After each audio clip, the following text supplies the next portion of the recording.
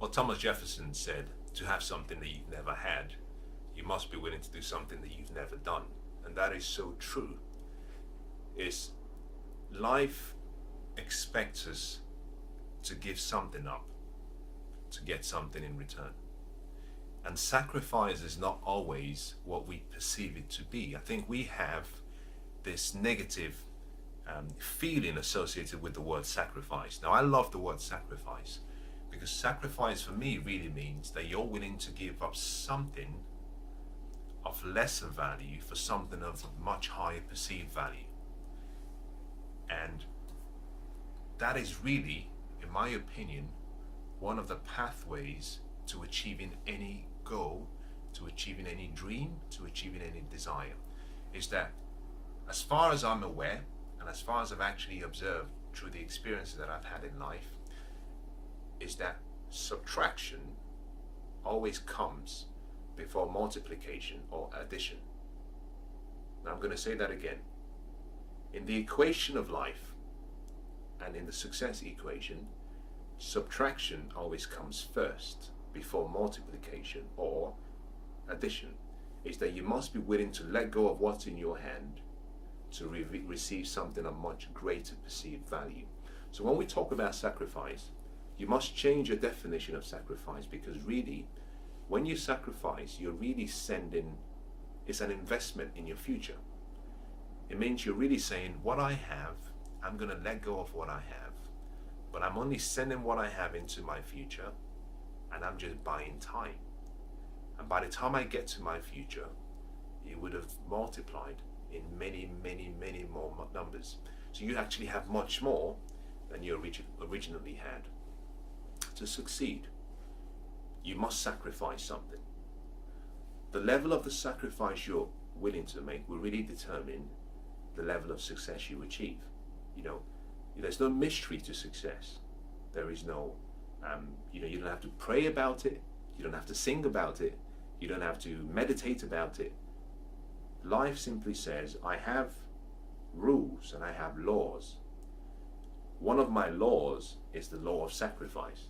And that simply says, you must be willing to do something you've never done to become someone that you're not, or to become someone you want to be in the future.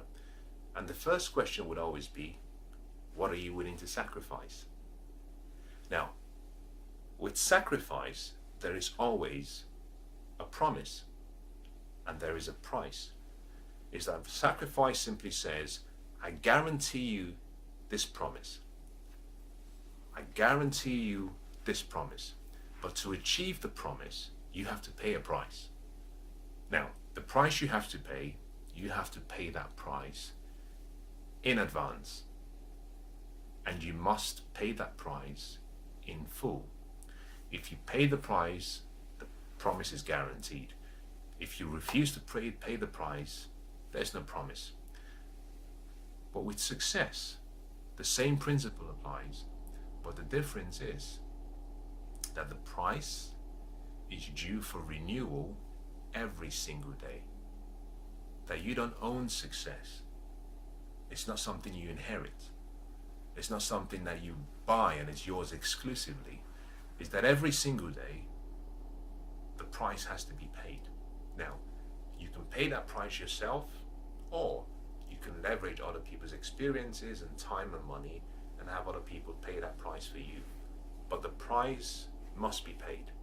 And so to succeed in any area of life, one of the first things you must do is ask yourself, who do I need to become to be worthy of achieving that goal?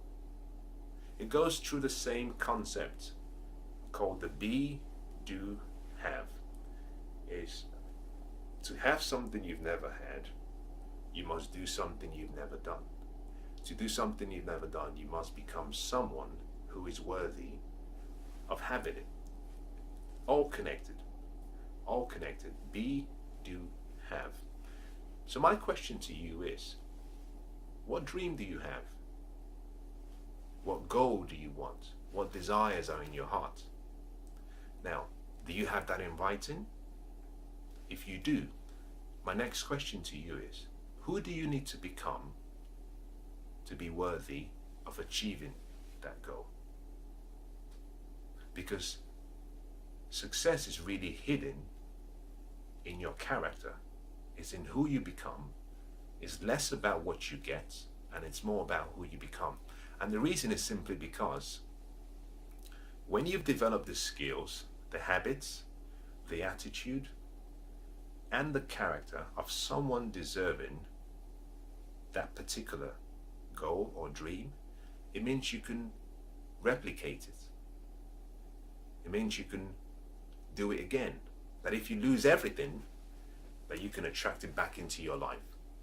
You see, success is attracted not by what you do, but by who you are, the character you have. And this is the reason why, if you notice, most people who win the lottery, within an 18 months to 24-month period, they go broke.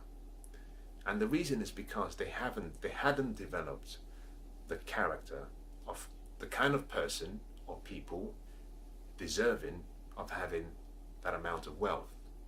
You see, wealth is really a product of who you are. Wealth is really a product of who you are. To have something you've never had, as Thomas Jefferson says, you must be willing to do something you've never done. So my last question to you is, what are you willing to sacrifice for your future? Now hold that thought. I want you to think about it, because the quality of your life will really be determined by the amount of sacrifice you're willing to make for that future you want.